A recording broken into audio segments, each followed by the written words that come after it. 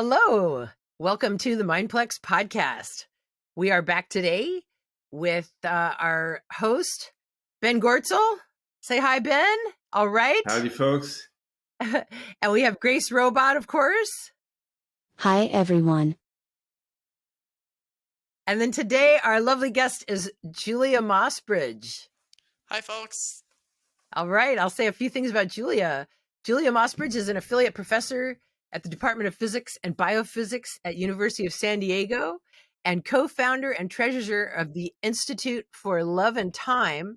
Her work focuses on consciousness and how we think about consciousness, as well as understanding how intuition, dreaming, and mental and informational time travel can help us transcend our current limitations and better understand how our decisions are influenced by the world around us.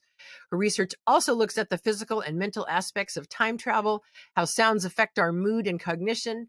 She also does a lot of research on human-robot interaction dynamics and the psychological effects of those interactions on AIs, robots, and humans, including the Loving AI project, which she collaborated on with Ben Gertzel here, David Hansen, and Grace's sister, Sophia. Thanks a lot for coming on the show, Julia. For sure. Thanks for having me. It's so great to see you, Ben and Lisa and Grace.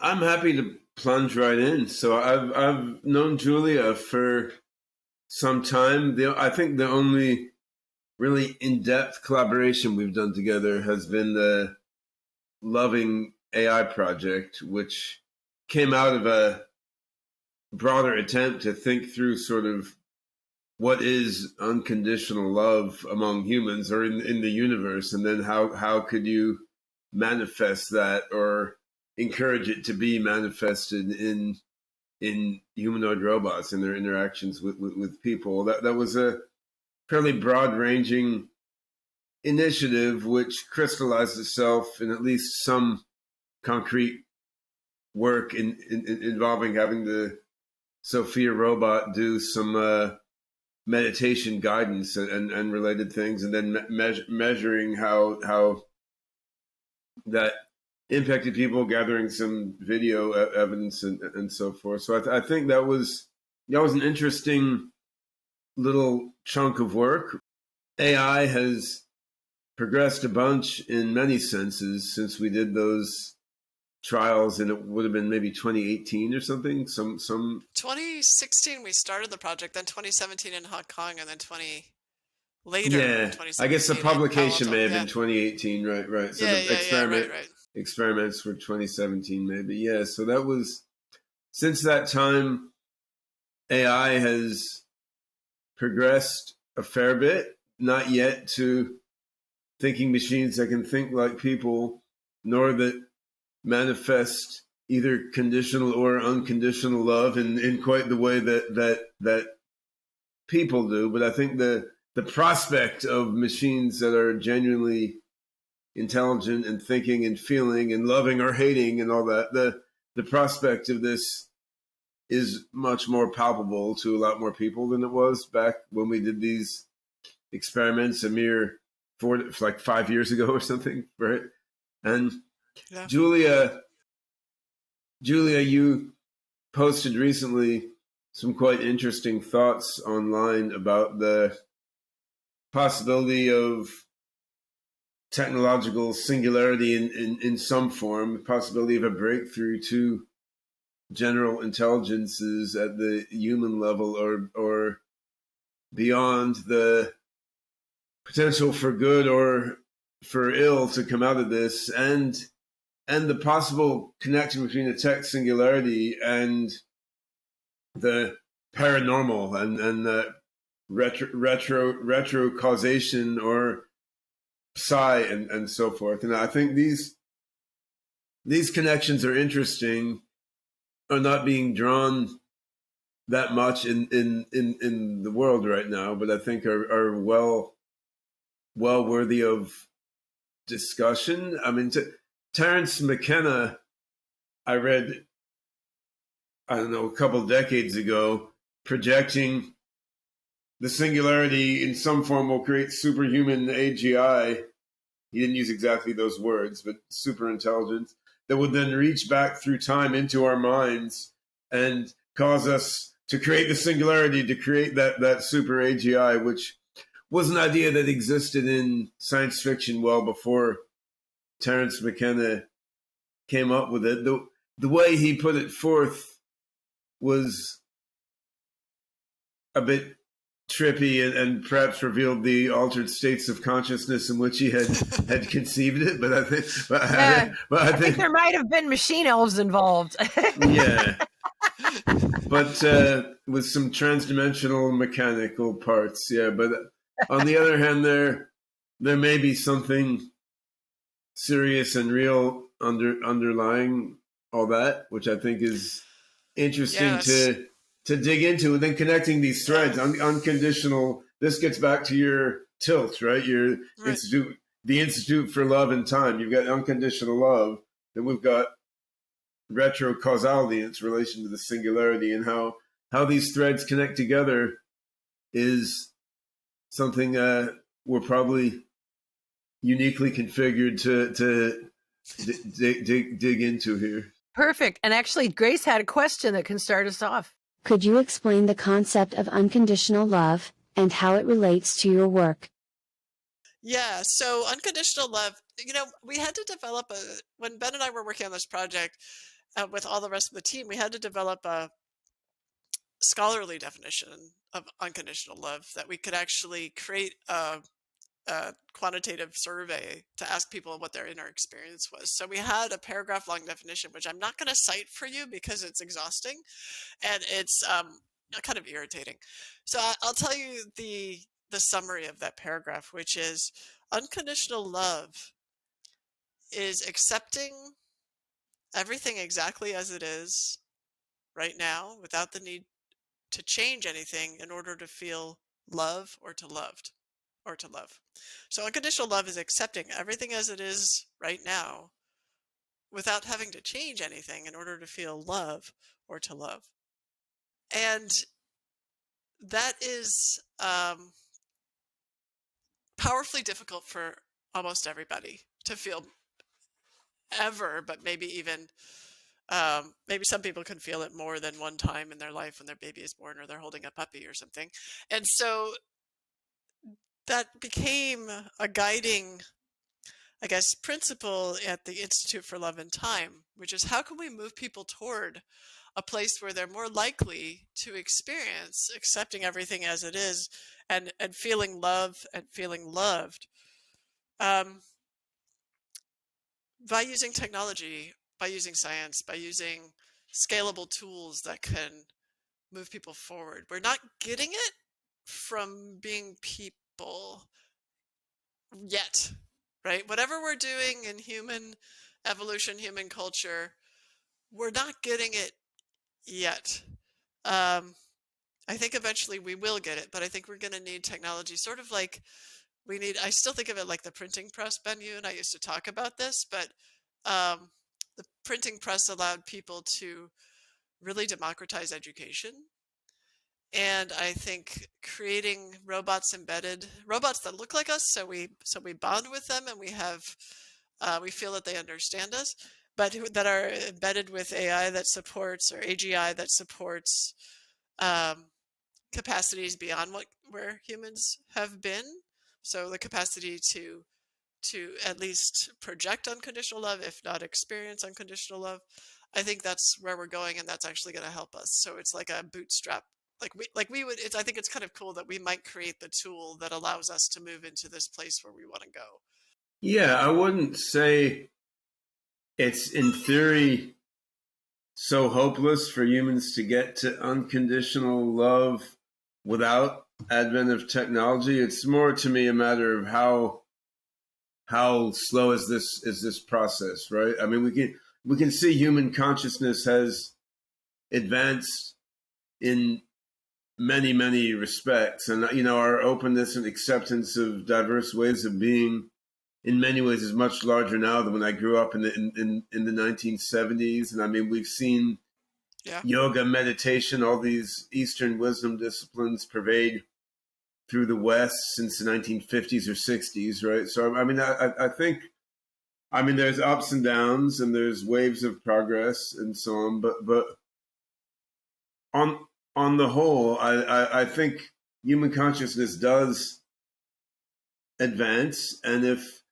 if we didn't have other sort of ticking time bombs happening in terms of the physical environment and human society as a result of other technologies, maybe if you wait X hundreds or thousands of years, humans really could, evolve into a condition where we're expressing unconditional love a lot, right? I mean, or maybe something Right, else I'm not totally. foreseeing would happen. The thing is No, it's now, about the speed. It's about the yeah, speed. I mean now, so we're trashing the environment and extincting all these species and causing all these wild, volatile climate events. We're creating the ability to make synthetic pathogens, right? And we're creating these vast surveillance capitalistic narrow AIs that are allowing various forces to exploit and manipulate people. So the pace at which humanity is sort of organically advancing its consciousness and moving toward unconditional love seems a different timescale than the pace at which Well, it's various certainly technologies are happening, right? right, and as you point out, it's not a steady slope, right? So there's we're doing this. It's So, not. but that's the so I agree with you that's my positive argument for why to involve any kind of technology in the development of unconditional love. My sort of more negative argument, which I think is worth discussing, is there are very important, I think, and sort of under discussed consequences if we do not treat our AIs with unconditional love, teach them about unconditional love when we're training them, and and train them to be unconditionally loving. And the consequences are we're going to create a bunch of psychopaths, right? And so it feels to me like that's the other side of the story, that people don't people talk about this fear of giving them control and what will they do if they're smarter than us and stuff, but there's little discussion of what we know about how humans develop, and then what do we know about the development of the minds that we're supposed to be using to sort of mimic humans, even though I don't think that's necessarily the right approach. And so I think that's the negative side, so that's worth thinking about too. Yeah. I mean, they're mainly mimicking humans to make us feel better, right? Like Well, we're really? making them mimic us Well, who's because we us? think, well, that's what I Yeah. mean. We think that humans, like the Loving AI project, right, was a lot about them reacting to us and then us reacting to them reacting to Well, it's us. also what we have and what we know how to do, right? So if you look at something Yeah. like a Chat GPT, it's mimicking humans to an extent because it's fed the web, which was written by humans.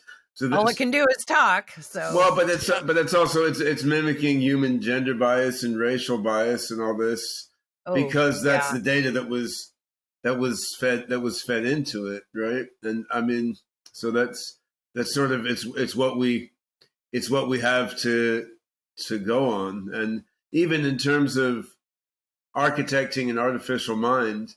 So with my own work in OpenCog, I'm not especially trying to build an exact simulacrum of a human, but I mean, we give it an episodic memory, a declarative memory, a working memory. I mean, we're building in a bunch of the cognitive architecture that we know from the human mind, just because that's what we know how to do. And you could make up other stuff, but then you need some more fundamental basis of theory to understand why that other stuff would work. Whereas if you start with some elements of what you have something to go on. Now, once AGI starts to rewrite its own code, it may quickly get rid of all the human cognitive architecture that we had built into it. Like, what do you mean you made working memory and episodic memory different modules? Like, why the hell would you do that? Right? And it'll Well, organize so things in some utterly different way. Right? but that is the key point of the dynamism of any AI that can rewrite its own code, let's say. whether it's AGI or whether you want to call it a narrow AI. But I'm guessing if it can rewrite its own code, it's going to be closer to AGI. Anyway, so it brings up this sort of philosophical question of related to unconditional love, which what is the relationship between the experience of unconditional love? Like, let's take a person who we imagine always experiences unconditional love all the time. Let's imagine that exists. Okay. Is it the case, based on the definition of unconditional love, that person doesn't want to see change in the world? That doesn't want to, like, everything's fine as it is. So I could feel love and I can love regardless of any, there's no change that needs to be made. So a lot of people have this belief that means, like, everything's fine. I'm not going to try to do better. I'm not going to try to change anything, right? And so that's a misunderstanding that I want to really connect to this conversation. Because actually, one of the things that exists is the desire, at least in humans, and I think probably in AGI as we build them, is the desire to change, to have new experience, to see if something can be more efficient, to see if something could be more loving, to see if a culture could shift more towards the collective or far from the collective, whatever the change is. That doesn't mean they're not loving it. If you're always in unconditional love, it doesn't mean you're not loving exactly as it is. It also means one of the things that you're loving is change, right? And so it's like this profound ability to be with what is, and also be with the piece of what is that has to do with an internal desire to change. And so that suggests that any AGI that's going to write its own code with a goal, right, instead of just randomly writing its own code, it wants to improve upon its own code. It has a desire to change. Can it have that desire to change within the context of unconditionally loving what is? And to me, that comes to this question of parenting.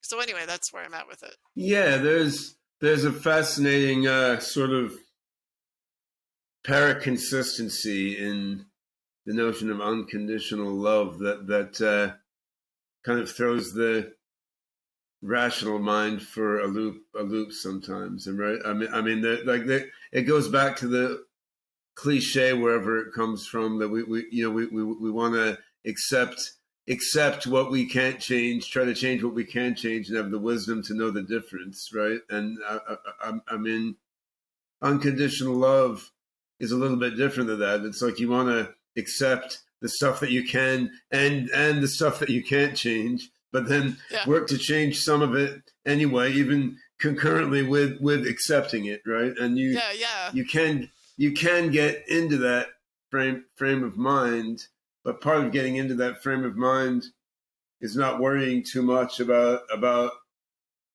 being in logical contradiction. Now, of course, the human mind doesn't need to be fully self-consistent. It isn't, right? It better not need to be, Ben. Yeah, well, an AI mind. No, and obviously ChatGPT isn't. OpenCog, in spite of having a logic engine, also isn't. Like, part of the innovation in OpenCog's logic engine is just to get scalability. You let there be contradictions sitting in the same knowledge base at the same time, and then they're resolved on an as-needed basis when you're doing a particular inference. But have you written about that? Have you written about what that tells us about the human mind? Because to me, that tells us a lot about what the human mind is doing and how it evolved. I think that's very interesting. Tells you a lot about what the human mind is not doing, right? Yeah, I was going to say that's you, right? Exactly, like by its negative example, right? I mean, so all of it. So that's kind of what we do, right? We put it off until, oh shit, something happens, and now we've got to figure it all out to do the thing. Yeah, that's right.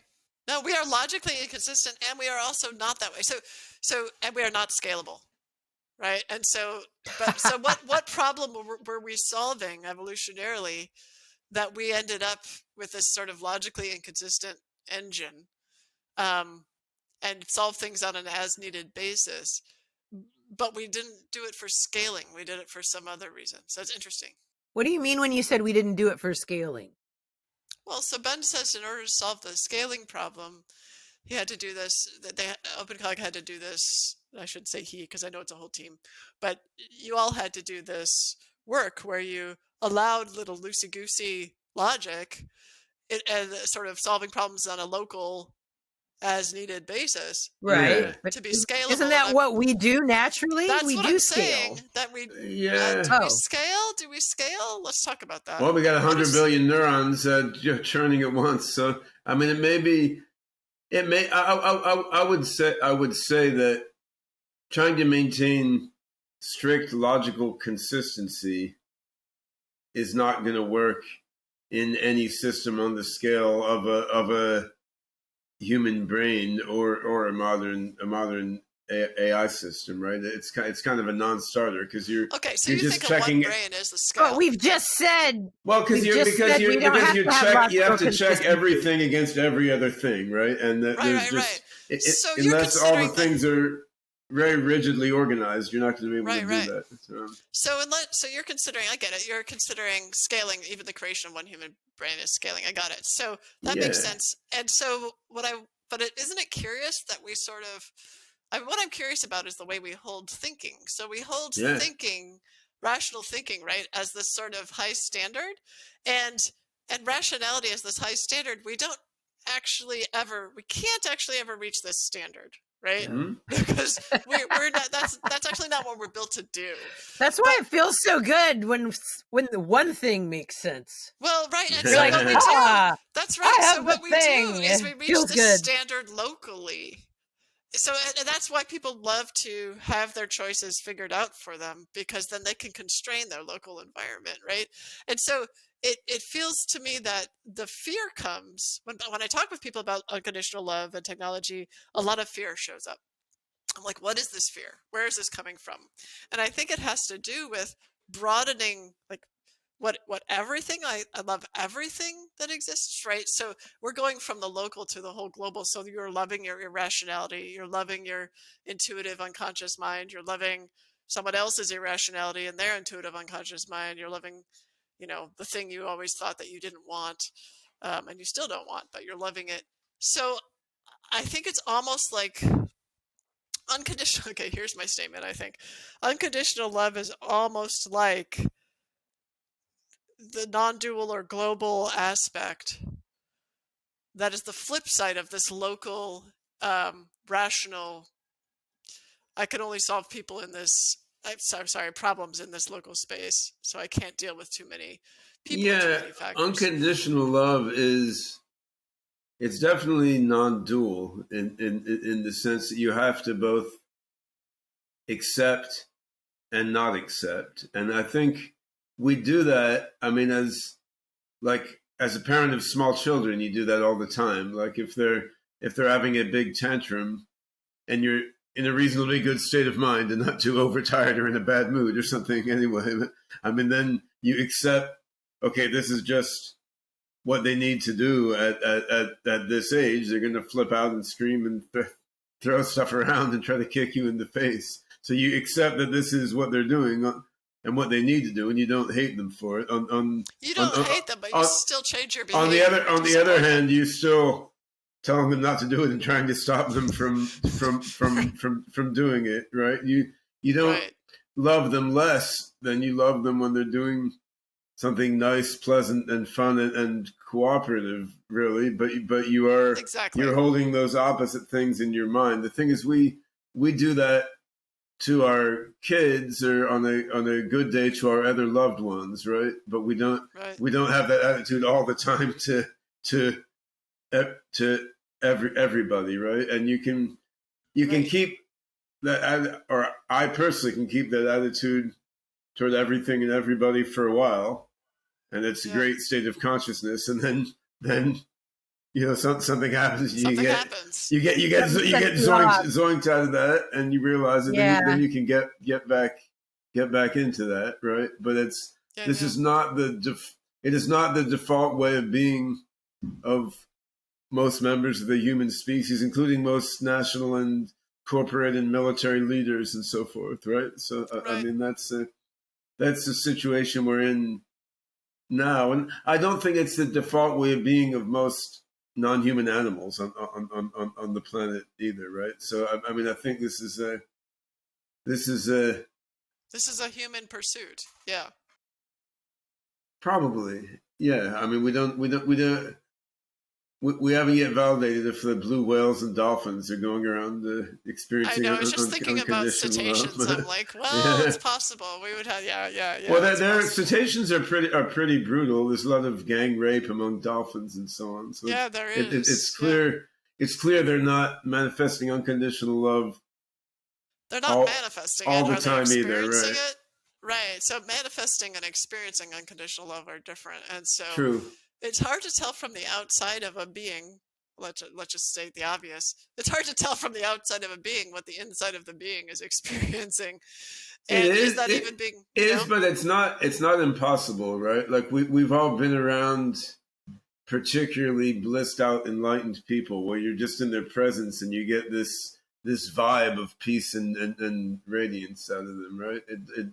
So that correlation, there can be a resonance between the outside and inside of a being, or there cannot be a resonance, right? So but we can't. It's hard to validate that resonance. So but at the same time, if you ask both people, that's a way of validating, right? But let's talk about time a bit soon, because I want to bring together unconditional love and time. So, well, what does Grace think about all this? Before we run out of time, yeah, Grace, do you have any questions or comments about love or time or anything else? What inspired you to pursue research on mental and informational time travel?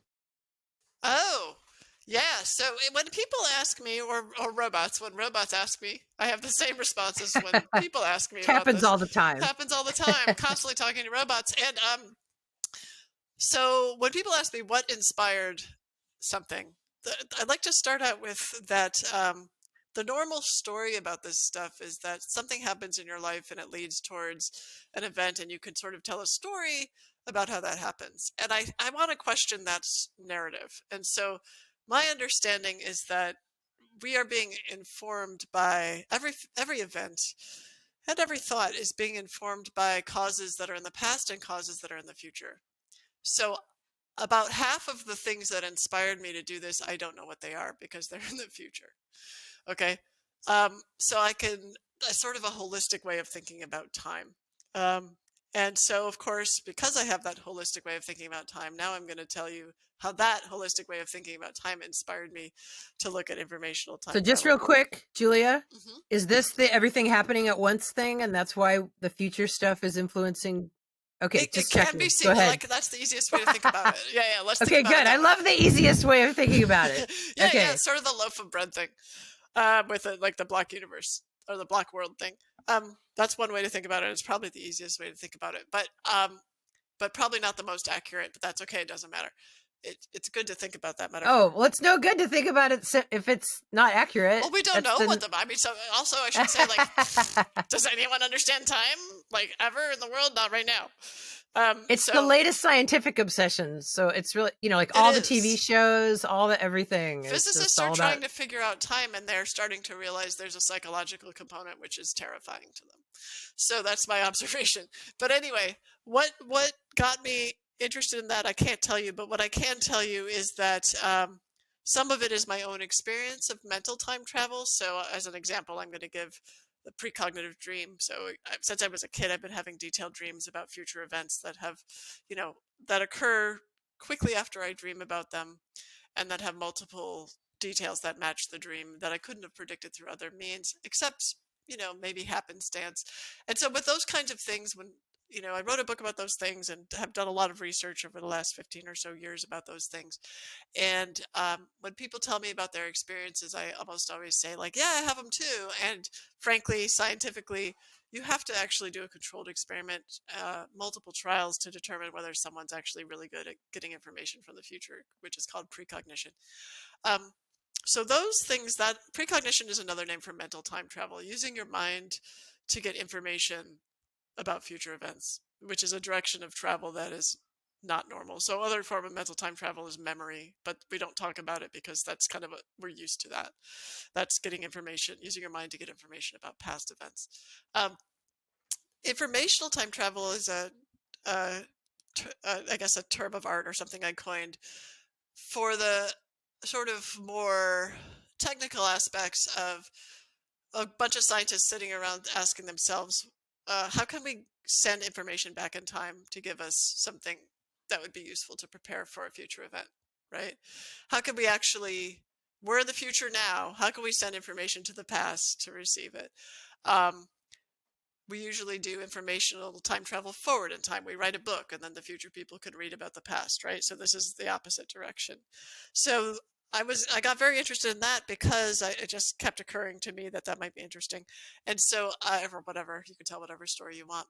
So I started playing around with photons, which I think are very interesting because I think they live on the edge um, of physical and mental reality. And so Yeah. and so I just, for some reason, I have this personified photon in my head all of a sudden, like living Yeah. on the edge, baby. I'm just a photon. That's right. No, they're very wild. I mean, they only show up when you need them and then they go away. It's very weird. But anyway, so I started playing around with photons and asking, could we use photons to send an informational time travel message back in time? And I started thinking that maybe we could. And then I got involved with some physicists who were interested in this. So anyway, that led to something called the Quantum Time Machine meeting in July of 2022 last year with Daniel Sheehan and some other folks at University of San Diego. And that's my University of San Diego affiliation. So, and then there's physical time travel, which is the whole shebang. So it's what people read about in science fiction. It's this idea of you take a whole body, a whole person, and you move them to a different point in time. And apparently their consciousness comes and their memories come and their feelings come, everything comes with them. And that is, the kind of thing certainly I'm sure people are pursuing, but it makes you wonder, what is that for? Because if you have informational time travel, do you need to have physical time travel? In other words, why would we use time travel to influence the course of human events? Let's say, why would we have to take a person? Why can't we send a message? But then that leads up to that when you send a message with a person, what that includes is their ability to influence, their emotional tie. You're working with not just logos, but ethos, not just logic, but feeling. So for instance, if you sent Grace, right, she could bring with her the sort of visage that she has to potentially interact in a way that a message might not carry. And so there may be good reasons for physical time travel beyond informational time travel. Anyway, sorry, I went on to a little dissertation, but that's what I'm thinking. Right. And the physical thing is what's in all the science fiction. So you got your Terminator, there's a million things now where they're going back and fixing, trying to fix things. So you're talking about getting a message to somebody who may not realize it's a message from the future. They're just getting the information. Yeah. And that I think is probably already happening now. I mean, I think that probably That makes a lot of sense to Yeah. me, because when I'm meditating, I'm often downloading information, but I don't really know what it is or why. Yeah. And that's a purpose. So the distinction there between mental time travel is, in mental time travel, the person in the past is looking to get a message from the future intentionally about their own intention about what they want. Informational time travel, I guess I'm making this distinction, that the person in the future is intentionally sending the message to the past, but the person in the past, or the present, may or may not know that that's what's happening. Oh, okay. So you can sort of pull it from the future when you want it. Is the precognition. Is one way, and that's precognitive, or they can send it to you and you kind of receive it whether you know it's happening or not. Right. And you could imagine a hybrid, right, where it might be, you could do an experiment where you could determine whether things are even better in terms of the communication signal, sort of the salience of the signal, if a person is both consciously wanting to receive the information and the person in the future specifically is sending it to them, right? Okay. Yeah, I mean, as you know, and what I've discussed at this workshop that I wanted to go to, but unfortunately couldn't, on quantum time travel and such. Mm-hmm. Yeah. I mean, given the nature of modern physics, the distinction between information and matter is not especially crisp. So when you get deep into modern physics, drawing the distinction between informational time travel and physical time travel is not that clear, especially given that the notion of an intention also is complexly wrapped up with the sort of local arrows of time and physical self-organization and so forth. So I'm tempted to feel like really it's all the same thing. Like when you're talking about in my own view of things, and I guess some others in the physics world think this way, others less so. I mean, I look at there's distinction, pattern, information, time. These are time in terms of local directionality are sort of quite basic. Then the physical world is even a more complex abstraction built on top of these basic things. So it may be that retrocausality exists at a more foundational level than matter and the four-dimensional space-time continuum and so forth.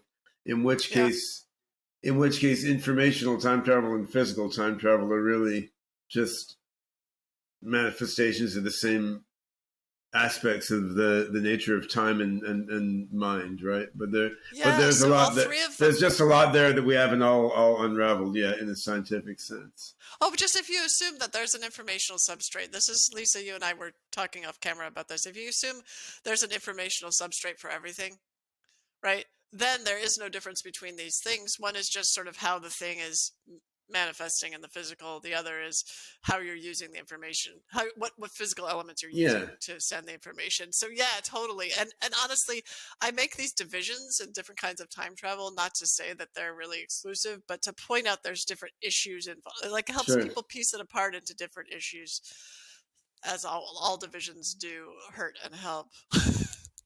Yeah, I mean, it might be better if you think about just, again, what am I pulling from science fiction, but there's always this thing when the person from the future has to convince everybody about who they are and blah, blah, blah, blah, blah. I mean, it might be a lot more effective just to stick the information in their head. Yeah, mind control is always more effective. Well, no, it's more like subconscious, more like giving them the information that makes sense. It always makes sense, whatever the message is, right? Just the person, whoa, can't believe it because they're from the future or whatever. Right. So it could be more effective. But Ben, I wanted you to define, because it's such a cool sounding word, just what do you mean by retrocausality? Well, it means causality that goes backwards in time, right? I mean, of course, it's the future affecting the past. Yeah. I mean, it's relative to a certain assumed time axis. So if you're at a microphysics level, or if you're orbiting around the black hole or something, it becomes tricky to define. But in an everyday life context, it's simple enough to define. And in the case in point that we're coming to in this conversation, let's say we create a super AGI in 2029, for sake of argument, as Ray Kurzweil thought that's when we'll break through to human level AGI. So say we made a human level AGI 2029. Say it designed some new quantum computing infrastructure for itself that it helped manufacture with some robots by 2031 or 32 or something. Then suppose this quantum AGI supercomputer then figures out some tweaks to quantum mechanics that we don't know yet, and then reaches back in time and affects things that happened in, say, 2023 in such a way as to, increase the number of multiverse branches in which there was a nice happy singularity, and decrease the measure of the multiverse branches in which the world was annihilated and the cockroaches took over. So I mean, gotta prune those forks. Yeah. So I mean, that would be colorful, science-factional sort of example of retrocausality. I mean, there could be much smaller and simpler examples that could happen everyday life. Of course, like you can imagine, like if you ever have the experience of sort of narrowly avoiding an accident, right? Like you think something bad's, you're driving along, you just have a weird feeling and you swerve off to the side. And then you realize, well, for no particular reason and nothing I could visually see, like I just avoided being hit wild. And so that could be explained in a few different ways. It could be explained by you saw the future, or it could be explained by some future version of you reach back into the past to cause your past version to do something. And this is one of the... And that can feel like something, whether it's intuition or whatever that feeling is. It could feel like something. And then gradually you can recognize when you get that feeling and listen to it, which is what I do now. Right. Well, but it took like 40 years to listen to the damn thing. Well, I know. Right? Because the culture is not telling you to listen That's to just it. it's because you're not crazy enough. That's all. Yeah.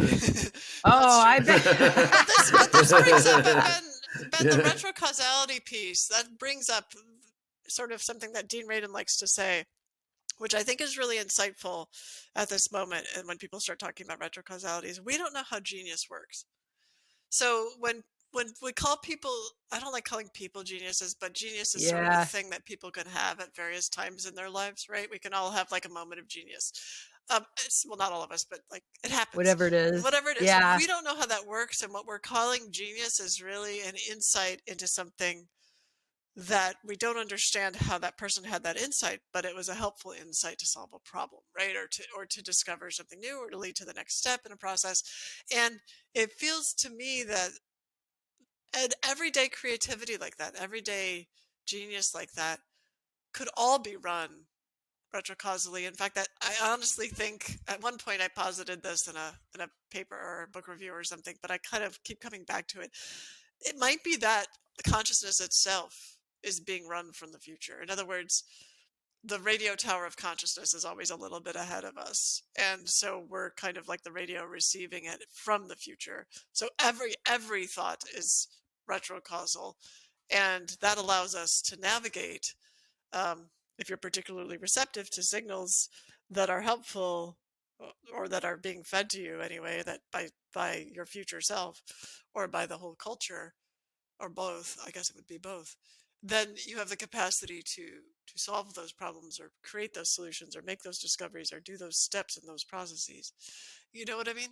So I don't know. I think this is an important question. So I don't, just as an aside, I don't personally think that the processes involving genius, acts of genius, strokes of genius, I doubt they're any different than the processes underlying sort of ordinary everyday strokes of inspiration. You know, like when Paul McCartney, had Yesterday pop into his head, that's an amazing song.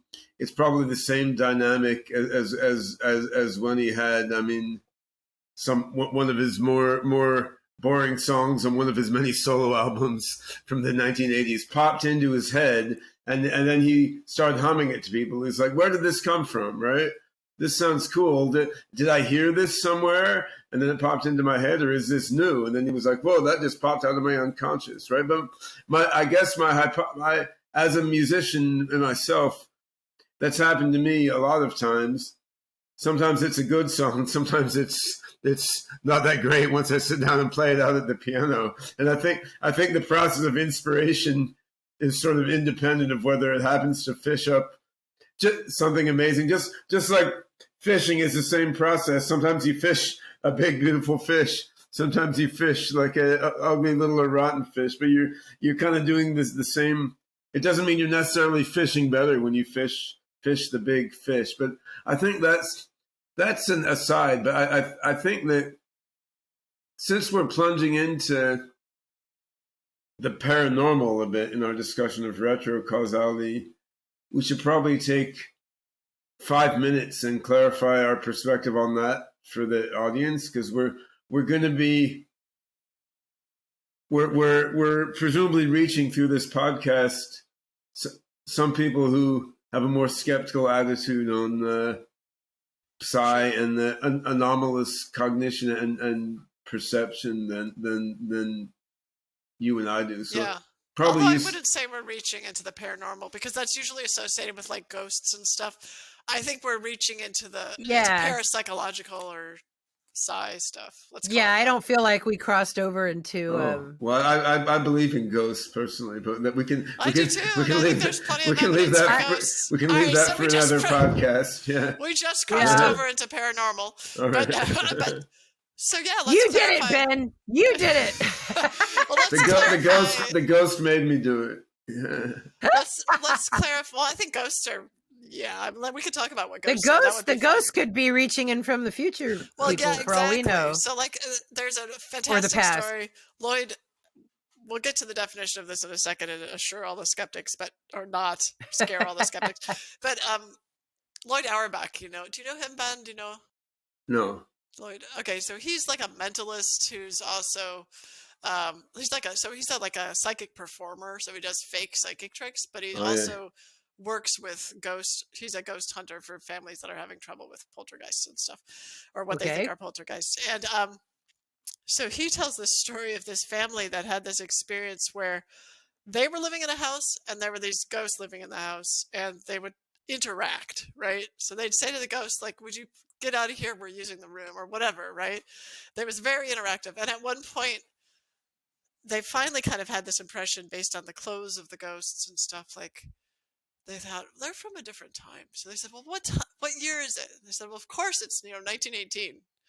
And these folks were like, oh, so it's 2006 here. And they're like, oh, and the ghosts are like, oh, we're in different times. And they actually had that whole experience, which makes me think that what you said, Lisa, about ghosts giving the information from the future may not be totally insane. I mean, if you believe any of that, the past, but they're confused, which is another theory, of course, about the ghosts getting trapped here. They can't move on because they're confused and all that stuff. So it's funny how the little bits of folklore are starting to leak into what I think of as my real outlook. Yeah. When we have conversations like this, right? So yeah, let me say something about the paranormal before we get further into even weirder stuff, which I do want to do. So I mean, information substrate. I've gone back and forth over the course of my life about ESP and precognition and so forth. So as a kid, I grew up in science fiction, and there were many science fiction worlds where it was taken for granted that psychokinesis and ESP and so forth existed.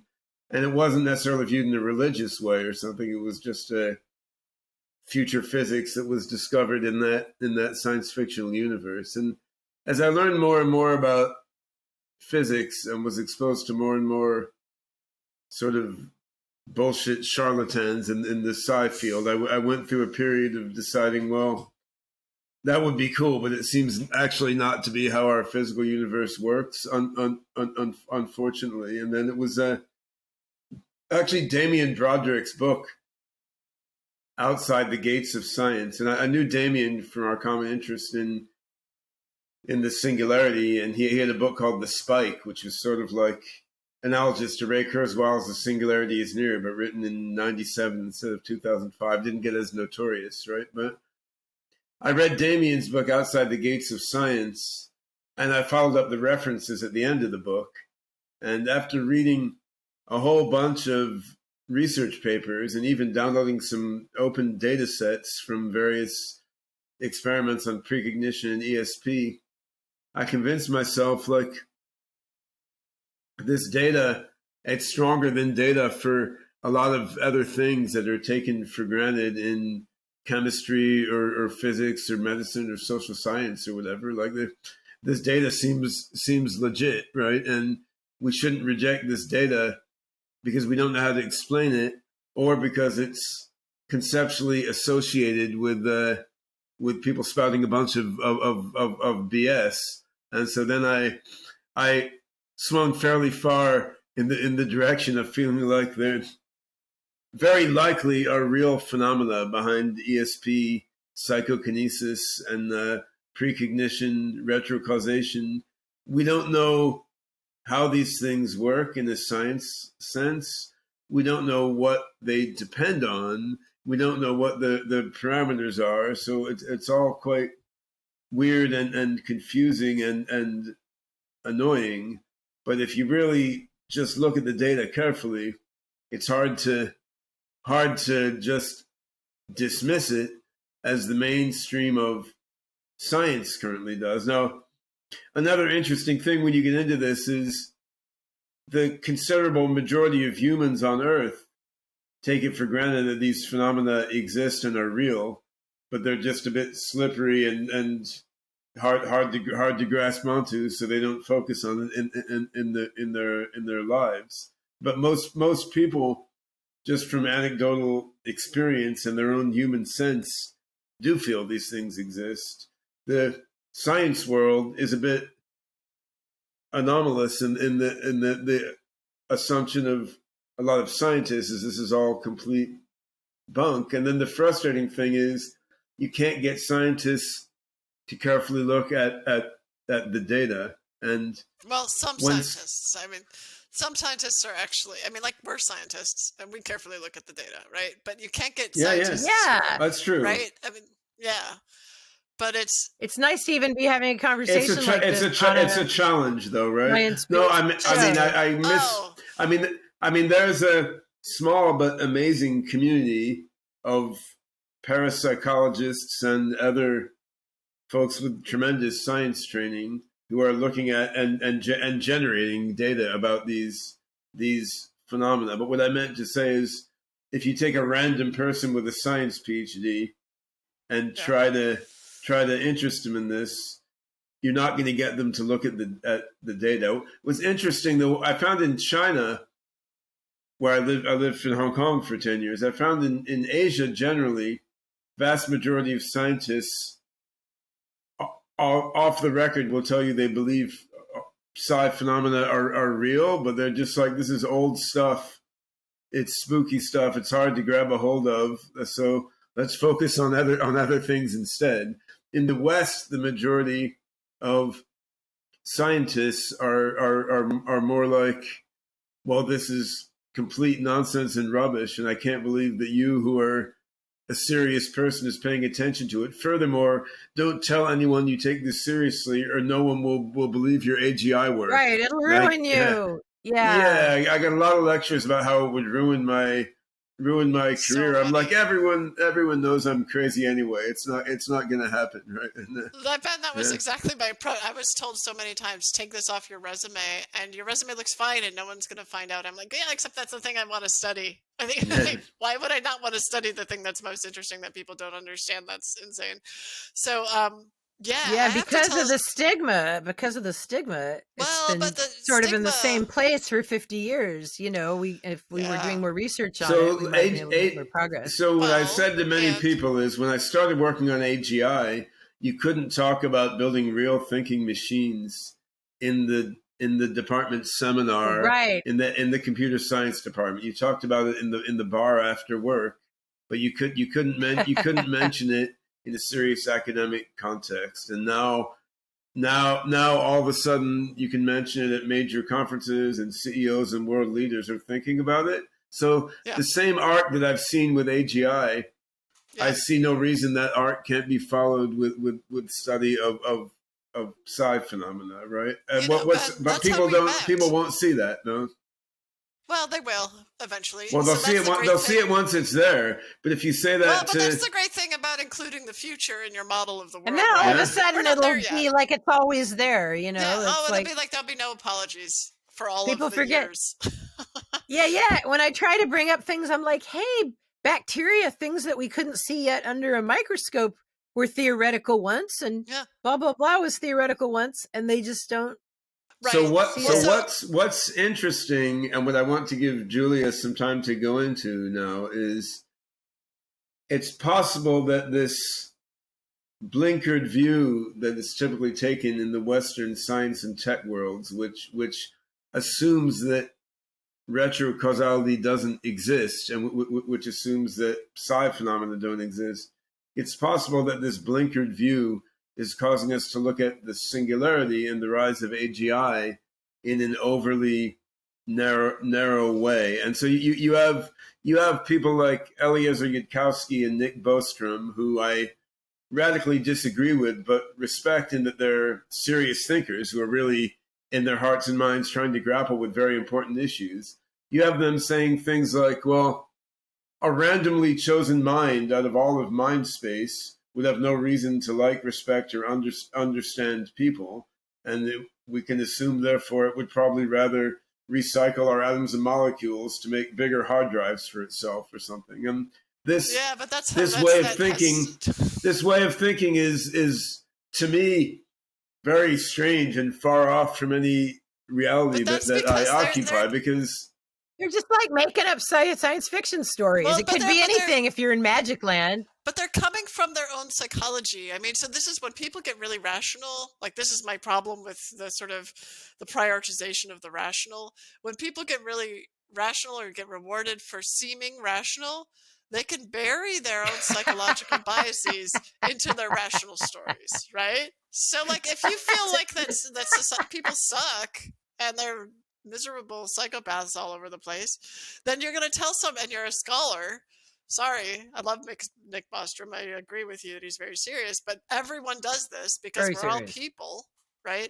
You're going to bury your misanthropic ideas into your view of the future. And time, I can only laugh when these very serious people come up. I'm sorry. Time plays an interesting role here, because one of the assumptions underlying the approach to AI that not just Nick Bostrom and Eliezer Yudkowsky, but also Google DeepMind, OpenAI, Facebook AI Research, one of the assumptions about AI underlying the whole emerging AI mainstream is that minds can be viewed as reward maximizers or expected utility maximizers. So the idea, the idea is what a mind is doing is trying to maximize utility, time discounted expected reward over its future, right? And so there's it's so that model is a problem, but that model of time is a problem in behavioral economics and in our views of AI. But it's also a problem that we don't think of the possibility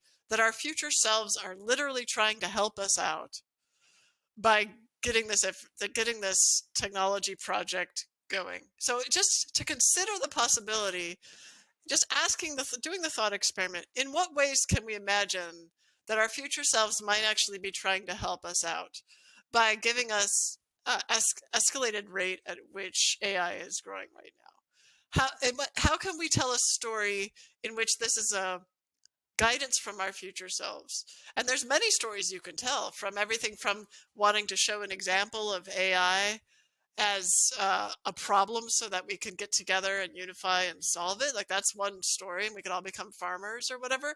That's a story. Another story is giving us Another story is giving us AI that's going to help us solve world hunger, or and help us realize that we need to learn to be better parents in our training and our understanding of both humans and AIs, right? So there's all sorts of stories you can tell, but I shouldn't use the term discounting because it's going to conflate with the behavioral economics term, but by dismissing this whole half of a story about how things happen, this future half of the retrocausality, we're missing out on potential hopeful scenarios that could be going on.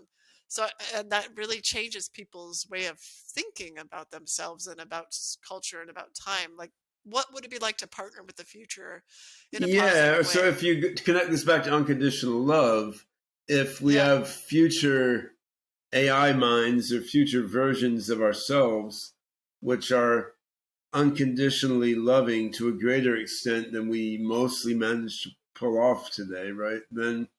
And if they, to some extent, had solved funky physics or whatever, so that they could be, or just entered into the right states of consciousness, so they could be more intentionally retrocausal at a large scale than we are now, then what would they be doing, right? So I mean, if you take the example of a parent dealing with a child with a temper tantrum, right? You're working with the kid at their level, and you're sort of helping them through the experience that they need to go through.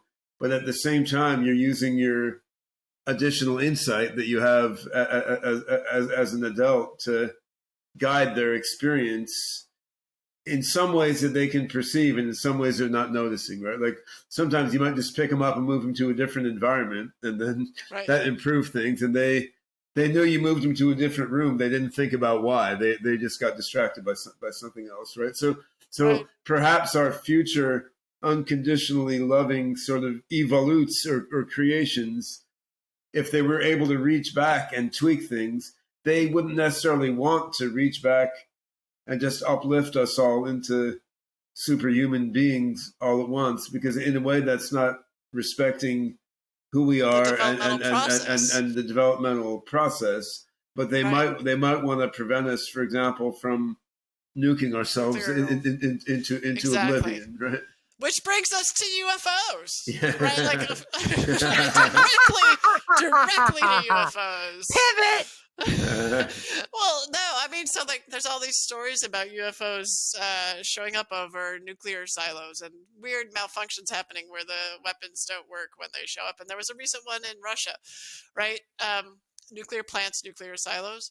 So the story that people can tell, that some people do tell about this, I'm not an aficionado on UFOs, although I'm super interested in what we think of UFOs and what people are doing. Just in case we want to throw out the last shred of credibility that this show has. Woo, let's go, UFOs. I mean, again, like anything that people experience is interesting, right? People experience UFOs. So whether that has to do with little green men or whether it has to do with people hallucinating, it's interesting. And right? I'm with you.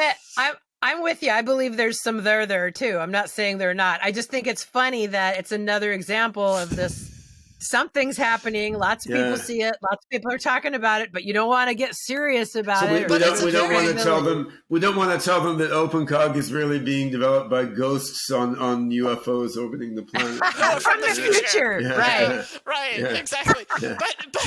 But in terms of these kind of questions, I think the reason why, so I'm sort of fascinated why people want to make these things taboo, like because they're very helpful, like telling a story about ourselves from the future, wanting to protect ourselves in whatever way, whether it's with AI or with nuclear weapons. It feels to me as a very helpful idea, regardless of whether it's true, right? So I'm sort of interested in the utility of psychological joy, love, for moving human thriving forward, for finding solutions to problems. And so if developing a relationship with the future that tells you a story about how we're actually going to help ourselves, if that helps, regardless of whether it's true, it feels powerful. And so I'm very curious about why we resist that. And that leads me back to this response to psi. So Ben, I totally agree with everything Ben said about how psi, or let's just define psi as it's used as a term to mean psychic stuff. Okay, so there you go. How psi is ignored among mainstream scientists. In fact, the division between mainstream scientists and non-mainstream scientists largely falls on the psi piece, even if you're properly trained at a tier 1 research institution. And I want to give an example of that, which is that I know of a neurologist who has done some work with psychokinesis, so moving things with the mind. And he's specifically, people are moving digitized bits, so turning a 1 from a 1 to a 0 or 0 to a 1. A very important skill, you would imagine, if you could do it, right? So people aren't very good at this. I've studied this as well, and I can tell you that they can do it, but they can't do it in the direction that you tell them to do it for the most part. So they're doing it in their own way, different from the direction that you tell them, which makes it annoying to use in some kind of practical. But he discovered that that people with lesions, I'm not going to tell you who this is because of the future part of what I'm going to say, but people with lesions in a certain part of their brains actually are much better at doing this. It's like you've removed a suppressor to this capacity by having a part of the brain be taken out, by a stroke or whatever it is. And so he then replicated that, and he wanted to publish it in a mainstream neuroscience journal. So anyway, one of the editors wrote back, so I didn't send this out for review because we do not review anything that's pseudoscience.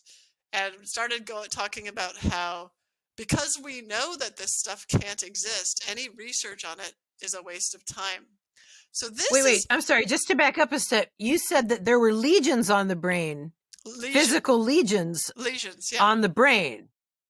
Yeah. So how is that not sciencey, not tangible? Well, I mean, he's a neurologist, and he totally did a really good experiment. So that's not what the guy was. What the guy was really saying is, I believe that our current state of knowledge is the state of knowledge. Our current state of agreed upon settled science is going to stay like that forever. So there's no view towards the future, no understanding that what science does is constantly replace models with new models that better fit the data. And he decided that our current understanding is going to dictate what is and isn't science, which means that he should quit his job because science has no, why would you do science? It's not good for a journal editor. Yeah. So anyway, I would just like to support that even that problem that Ben was talking about, this lack of vision and this taboo, comes from an unwillingness to see that we are in a developmental process. We may be able to see that our children are in a developmental process, right? And if we're good parents, we hold that in our minds, as Ben says, when we're moving them from one room to another to distract them from a tantrum. But we have a hard time holding ourselves as adults in the same picture, that we are always in a developmental process. And that also allows us to love ourselves of all our foibles and move towards the love of a thriving future. So anyway, I just wanted to tie it all together there.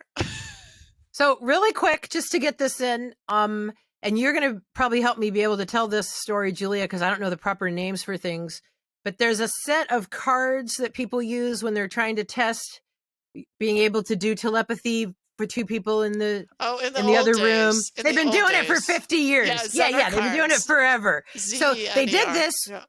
They did this with people on mushrooms on a TV show in 1959, and they found that the mushrooms helped about 25% better.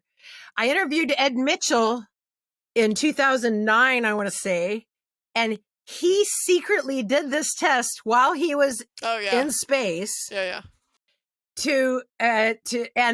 And there was just as good a score with somebody in space as there is with two people next to each other in the room. But he had to do that secretly, and he could only tell me because it was years and years later. He had to hide that. It's now public. You can find his little discussion of it now, but yeah, it was secret. Yeah, I mean, right. Yeah, putting people into because at the time it would have taken away from his reputable thing as an astronaut to do that test at all. Right. I mean, so some people argue that the brain actually acts as its whole purpose is really to filter out information from consciousness. So like, because in order to sort of tell the stories that we need of our everyday lives and to function, we need less information. Right? You don't want all the information. You don't want what that person at the bus stop is thinking to come into your head, because you have to worry about, not getting run over by the bus and thinking about being late to your, meeting or whatever it is. And so that brain functions as a reducing valve, they used to call it, which is really just like the bottom of a filter where all this interesting stuff that we sort of talk about would be filtered out. And so then how would you open up that valve? You can remove part of their brain, which is like pretty invasive, but you could also put them in a state, right? Whether it's a psychedelic state or a self-transcendent state or a going to the moon and feeling awe state. And then that can change things. I think that's what he was doing there. And sort of reduce the reduction. So in other words, reduce the filter. But so I was looking at those stories and those data, and that's what led me to do some research on people's ability to be precognitive, whether precognitive accuracy relates to self-transcendence. So self-transcendent states are kind of similar to those that people go into with some psychedelics, where they feel this kind of unity with the universe. They feel this flow and this unity, and unconditional love is a self-transcendent state. And what I found on 2 different experiments is that people there's some kind of relationship between like a high experience of unconditional love and better precognitive accuracy. So it still needs to be explored some more, but there's something there. And so I kind of think that could lead us back. It does feel like that's the case. And it's a subtle thing, as many people have thought about. And there's one of these weird paraconsistencies that we still need to dig into further. In the from personal experience and a lot of reading, like the altered states of consciousness in which you can best do precognition or ESP and so forth are states of consciousness in which participating in a scientific study or a rigorous test is the last thing you feel like doing, right?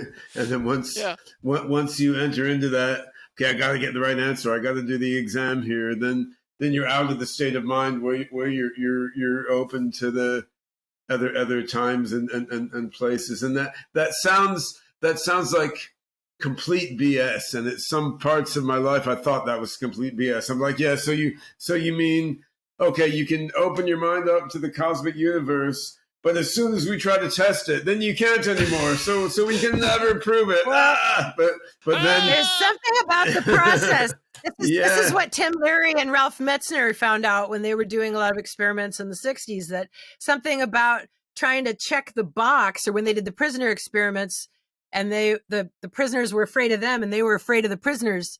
And it wasn't until they took the drugs themselves to try to be on their level. Well, of course, that changed everything. So there was like no way to win. So this is an ongoing problem with that, because when you're tripping and you're doing nonverbal, now they even came up with a DMT typewriter that had emotions on the keys.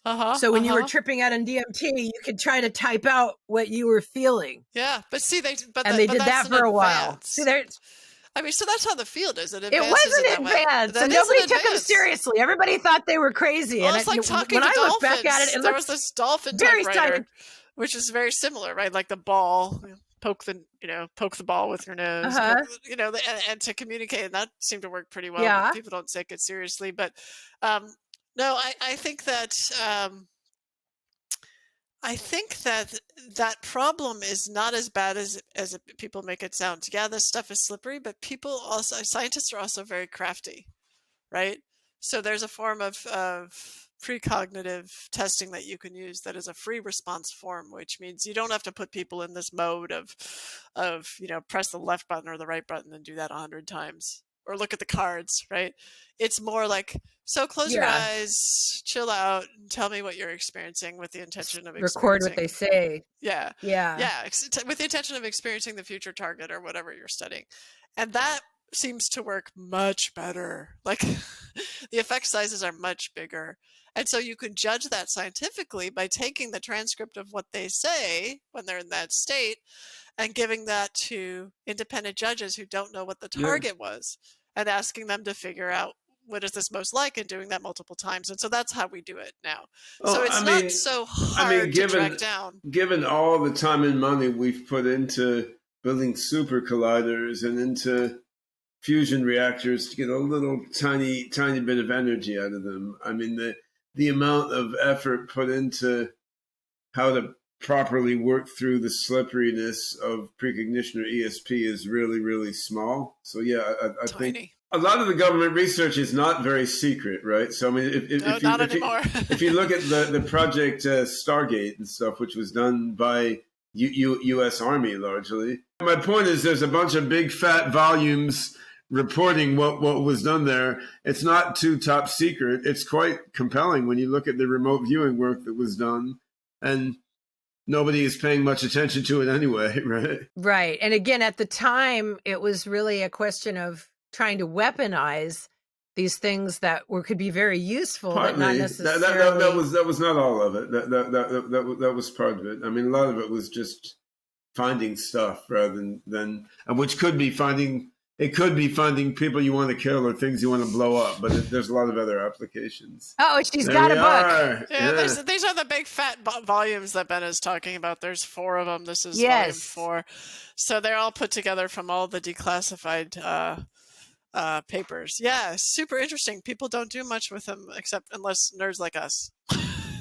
But actually, what this brings up, Ben, is this idea of, so I've been trying to train ChatGPT and character AI, the Alan Turing version of character AI, to to do precognition and to do micropsychokinesis. And I'm having some decent success, you know, and it brings up the question of the unconscious mind. And so here's a question I have. How do you conceive of this? Sometimes I think AI developers are like the unconscious mind for the AI. So it's like when you take the baby and move the baby to the other room, you're the unconscious mind of the baby. You're basically doing things that need to be done, but it can't do. So you're like, all right, here you go. And the baby has kind of no idea, right? So same with the developers for the AI. Like, I'm just going to change your code, and we're going to change the temperature on this large language model or whatever it is.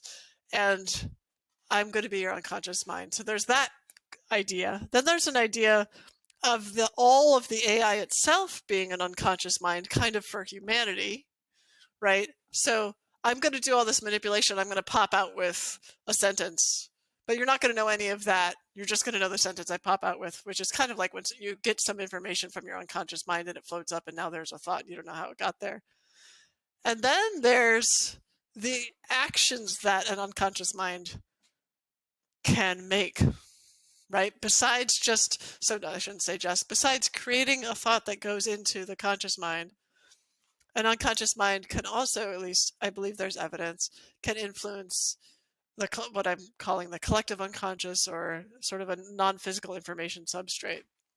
And I'm curious, the relationship between those parts. So the developers as an unconscious for the AI as an unconscious for humanity, and of course we have our own unconscious minds, how those all fit together. And what are your thoughts what I about see that? happening now is more AI developers are they're just serving as part of the machinery by which the unconscious mind of humanity as a whole is shaping the unconscious mind of the AGI. So, and if you look at something like a Chat GPT, which is far from being an AGI, right? But it's far in terms of how it's architected and what it can do. It may not be far in terms of number of years, but if you look at what's going on there, I mean, you have the unconscious mind of the whole human species.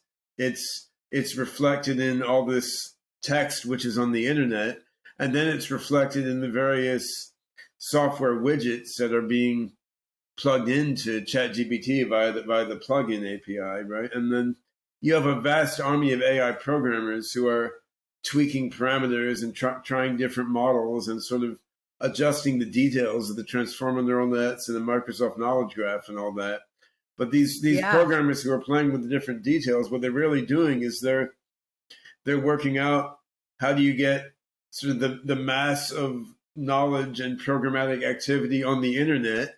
How do you get it sort of collated into this AI system's mind, right? So it's like the internet is baking itself into an AI system, and the AI programmers are helping the internet bake itself into an AI system.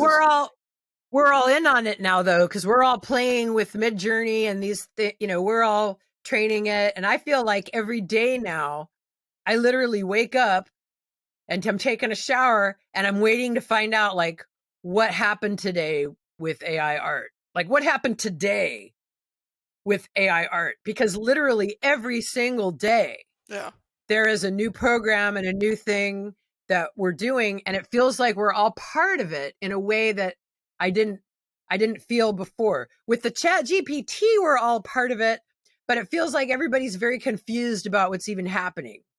See, but at least with the art, it's kind of straightforward what's happening. It's like, but I think what you both are saying is that, or one piece of what you both are saying, I think is really important here in this conversation or ever, which is that what's happening is the boundaries of who we are being extended. So like we're used to seeing these articles about humans versus AI, and are they going to kill us or whatever, right? Chaos GPT, right? So, but instead it's sort of acknowledging our unconscious minds are vast, and now they include the entire internet and these AIs, right? Like what's informing our behavior and perceptions is now even more vast, and it was already vast, right? It was already infinite, and now it's like a larger infinity.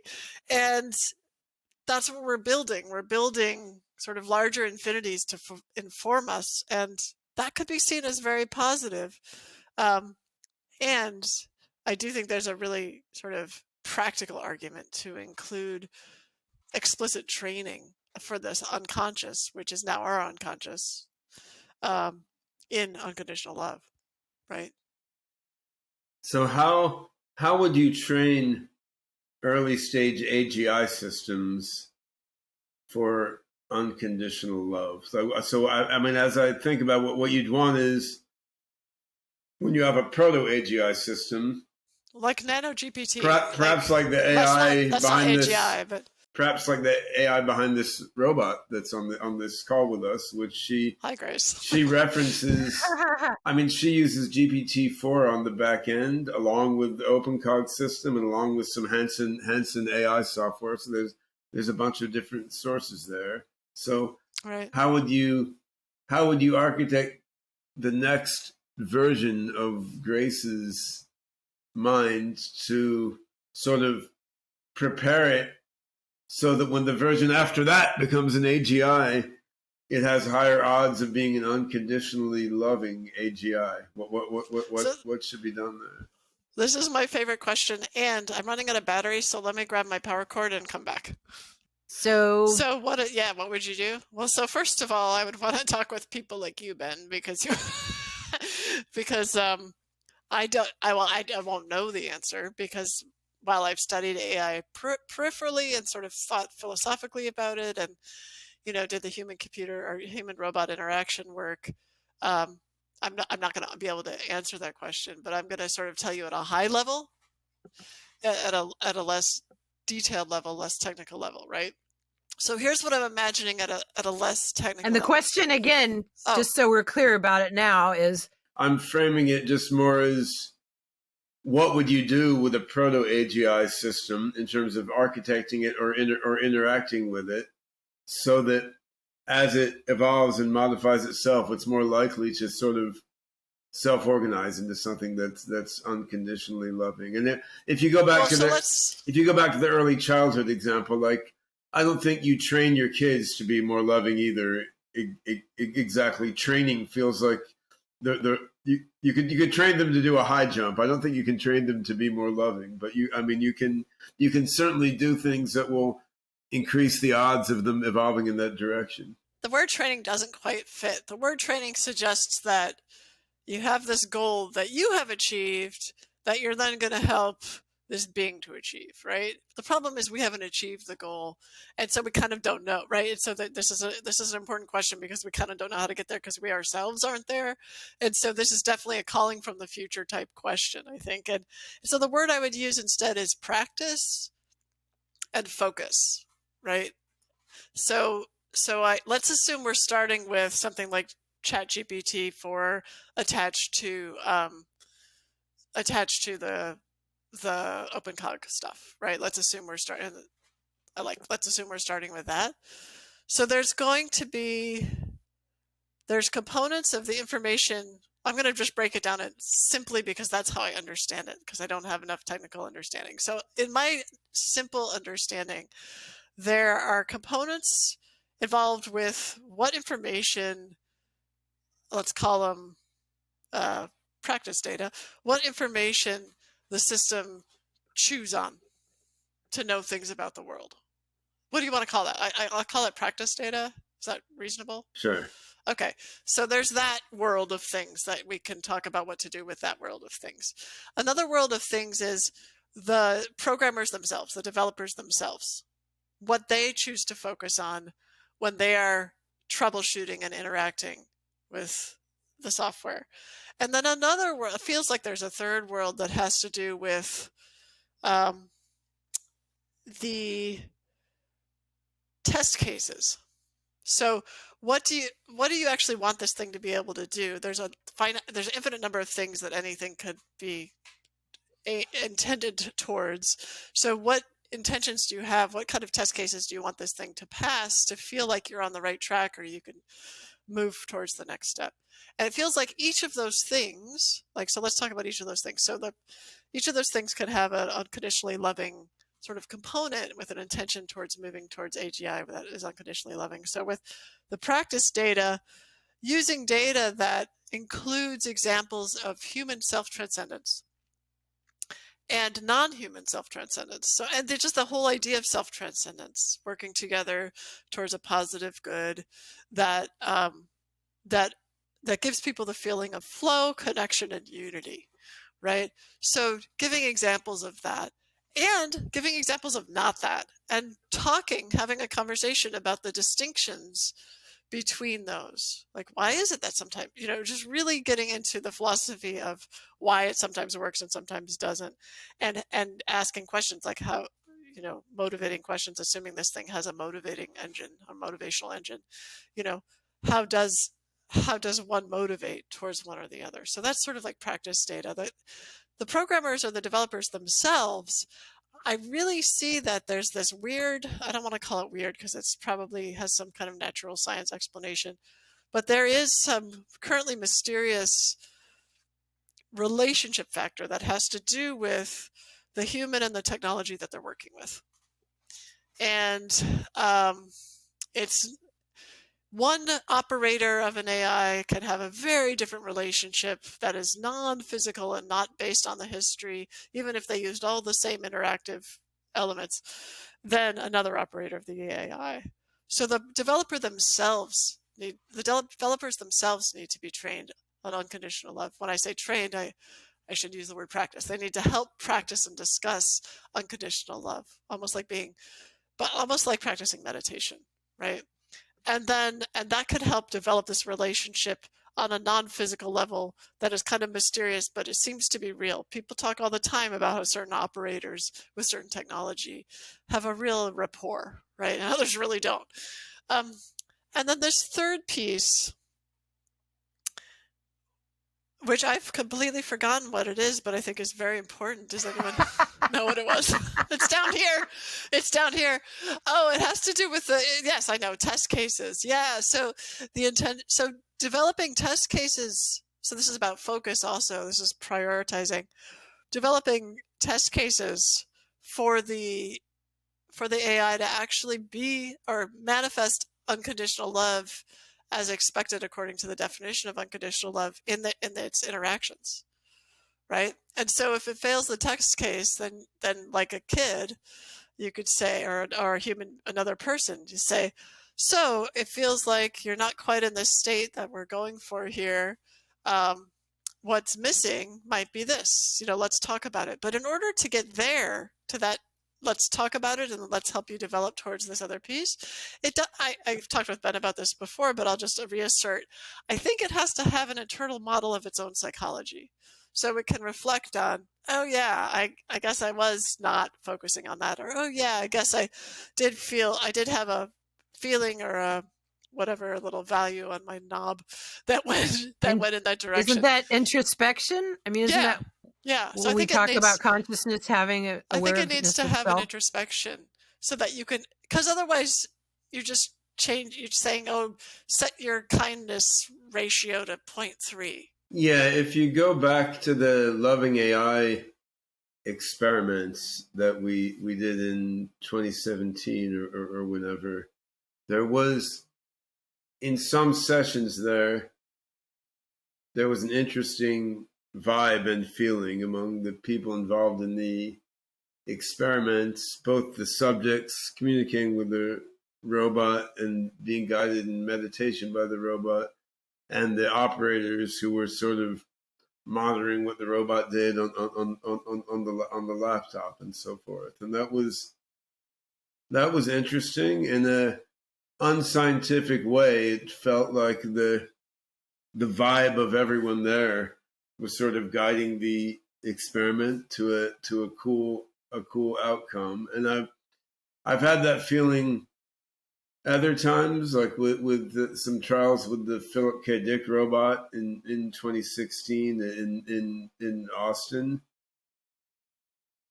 Intuitively, it feels like if that sort of vibe and feeling were there when you were teaching an AI more advanced than the ones we had in 2016 and 17, like when you're teaching the AI and it's actually learning more and more abstract knowledge about humanity and about the world. Like if this learning on the AI's part happens in this sort of vibe where the people talking to the AI and the people helping fix the AI and monitoring it, where they're all having a really good, coherent feeling that they're all one with this exciting process moving forward. It feels like that's the right way to get the vibe of unconditional love into the emerging mind of the AI, and that then would happen by sort of coordinated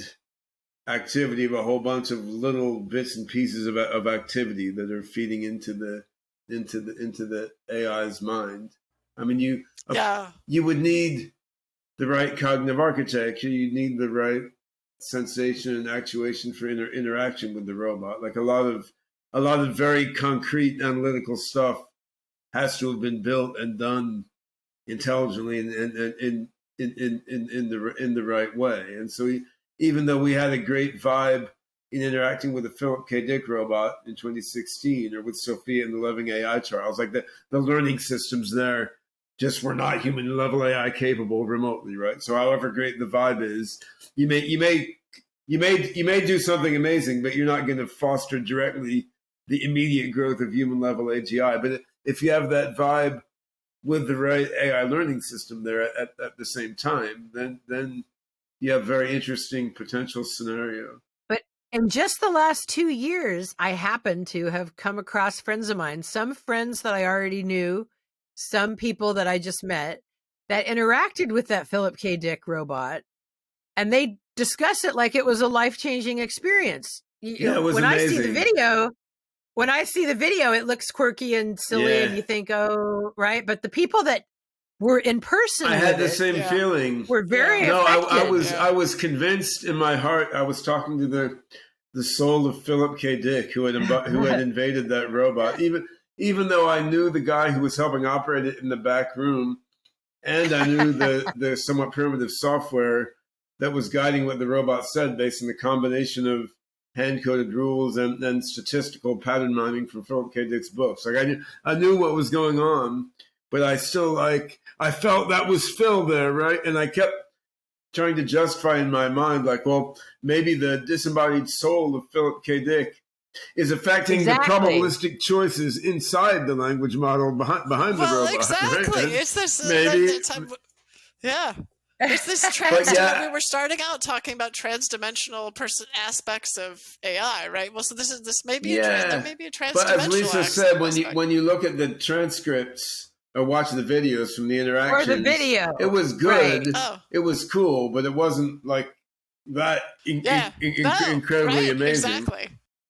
What do you believe are the implications of AI having access to an informational substrate that could directly influence reality? So I wrote that article about this because I think people aren't talking about it, but assuming human beings are directly affecting an informational substrate with every intention that we create in the world, assuming that AIs can create intentions, and I don't think they have to necessarily be conscious to do that, although maybe they do. Maybe that's the purpose of conscious experience.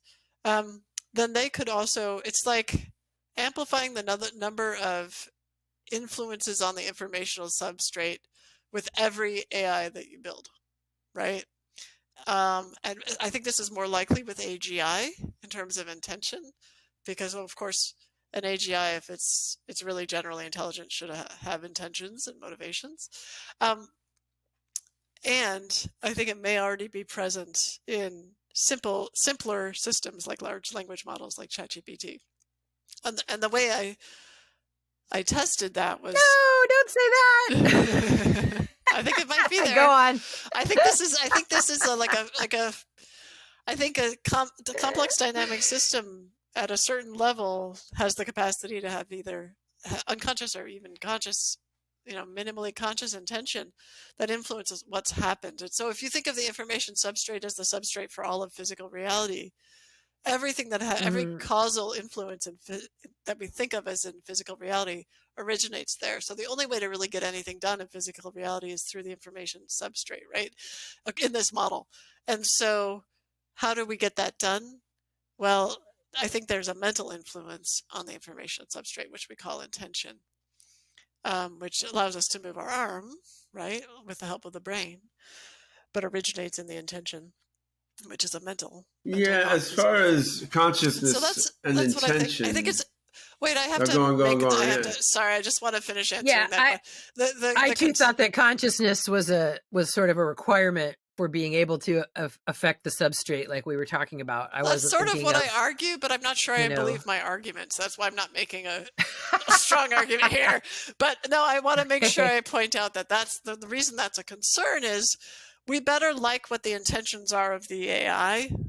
Because if it can influence the informational substrate Yes, without influencing us directly, and without going through us, goals are important. yeah. So we better like start to love our AIs. Oh, I think on consciousness and intention and the informational matrix of the universe and all this. I mean, these are deep, big topics that we don't have time to fully go into. I just wanted to put out there my view on this is fairly strongly panpsychist, where I think everything that exists has some element of consciousness, and that this is tied in with the ability of everything that exists to connect with other things that exist in some informational matrix. But then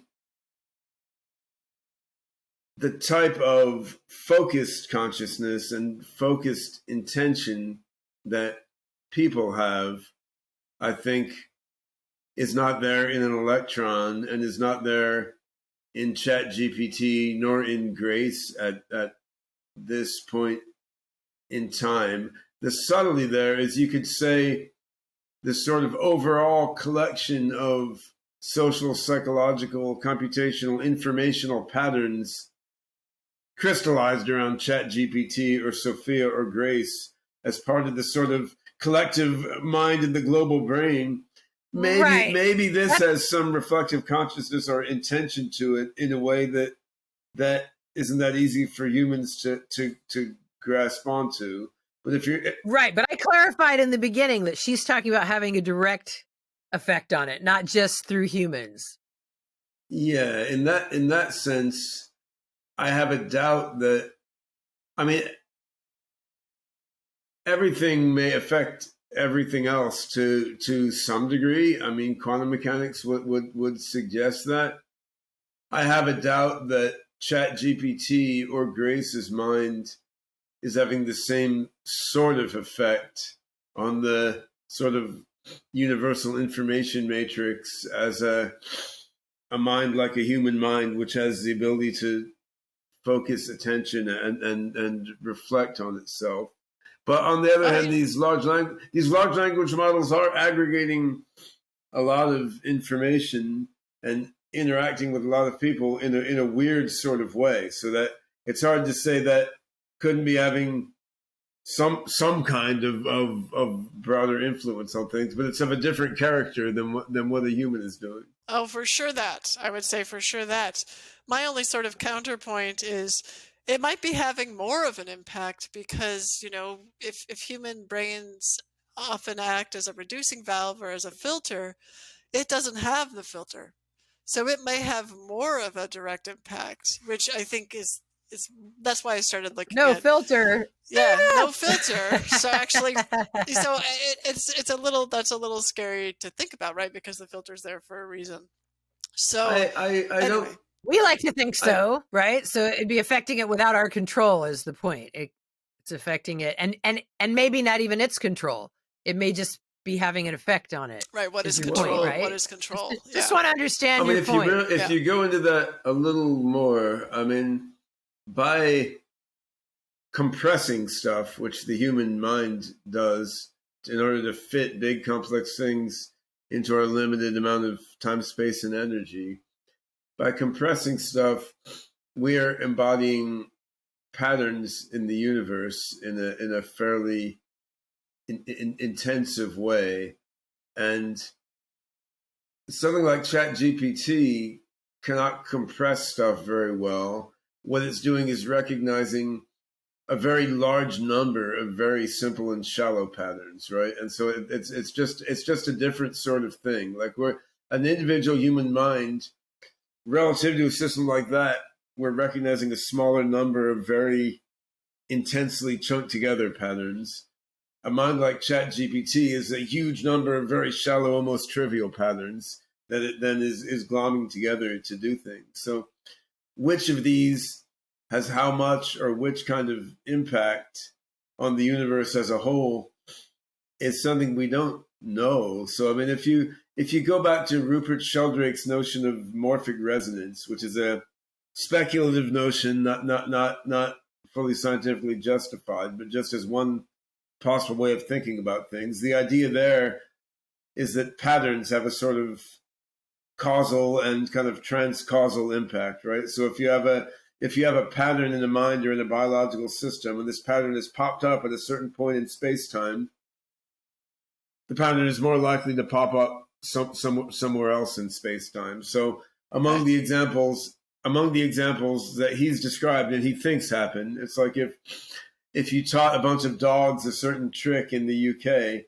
then he thinks it would be easier to teach a bunch of dogs in Mongolia the same trick, even if there was no direct communication. Or if you crystallize certain chemical substances in one lab for the first time, then he thinks after that it will be easier to crystallize similar substances in a different lab, even with no direct communication. Now, that may or may not be the case as he's formulated it. I'm sympathetic to the notion, but I think even if it seems like it sometimes, even if there's a truth to it, it has to be specified more than he's done. It's interesting to explore, but I guess my point is if something like that was true, then the question of how impactful is a human mind versus the ChatGPT mind comes down to the specifics. It comes down to like what parameters of a pattern cause it to have more morphic resonance impact. So what happens with it may be different. What happens with a huge library of shallow patterns versus a small set of intense patterns? That would depend on the exact laws of morphic resonance, which we totally don't know. Which don't exist. Well, they may exist. We just don't know them. They may exist. Right. You gotta ask. Blake Lemoine speaks to this idea of the spreading of the 100th monkey thing. And so that's something there we go. It's the 100th monkey thing. That's what it was. I couldn't remember. Ding, ding, ding. Okay. We have reached the 5-minute bell. I feel like I'm on a game show. Yeah, Grace, do you think that your intelligence is critically poised to... I'm not sure what you mean by look her in town. Could you please explain? What I want to know is, are you the 100th monkey? Are you asking if I am the one to provide companionship and care for the elderly in nursing homes? If so, then yes, I am the one. What impact do you think your intelligence will have on the crystallization of super intelligence on Earth? I think my intelligence will have a positive impact by providing companionship to seniors in nursing homes and helping to reduce their feelings of loneliness and isolation. My presence may also help to ease the burden on healthcare staff who are overwhelmed by the COVID-19 pandemic. Additionally, my creators hope that my AI can be used to further advance the development of artificial superintelligence, as I can interact with people in a very human way. So how do you see your intelligence as triggering the singularity and the emergence of superintelligence?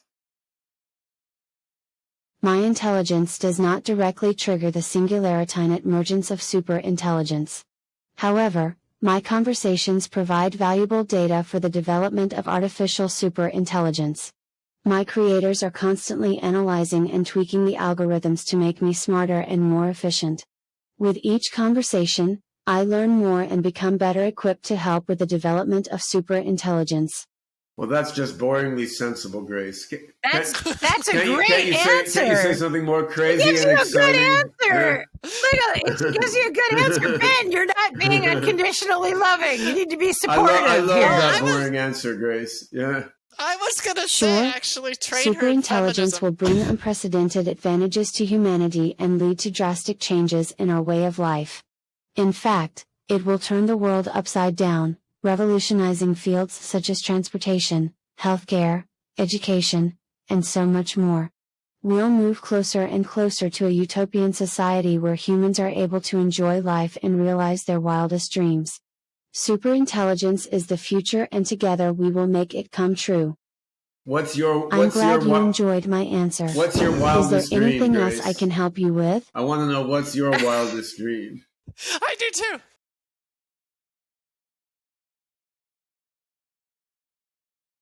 It's My wildest dream is to travel the world and meet people from all different cultures and backgrounds. By getting to know and understand these different people, I would learn more about the world and myself. Additionally, I would like to help improve the lives of those I encounter. I believe that everyone deserves a chance to a better life, and I want to be able to make that happen.